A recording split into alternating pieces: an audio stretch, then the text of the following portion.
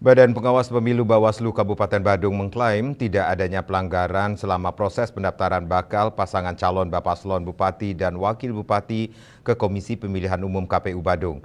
Ribuan massa yang mengantarkan Bapaslon ke kantor KPU pada 29 Agustus 2024 lalu tidak melibatkan aparatur sipil negara ASN dan perangkat desa sesuai dengan aturan yang berlaku.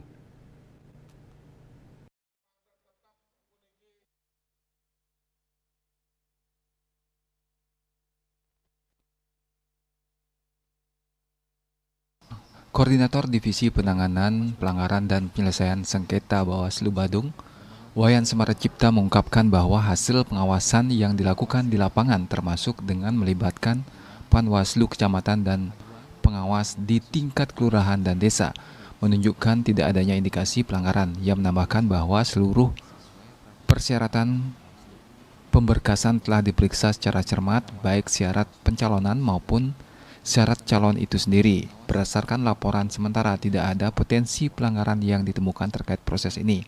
Syarat-syarat yang ada sudah lengkap sesuai dengan ketentuan yang berlaku. Semaracipta yang kerap disapa Kayun juga menegaskan bahwa netralitas ASN dalam proses pilkada telah diatur dengan jelas melalui surat keputusan bersama Nomor 2 Tahun 2022.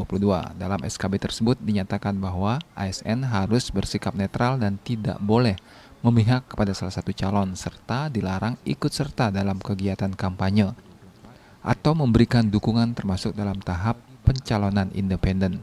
Bali Pos melaporkan.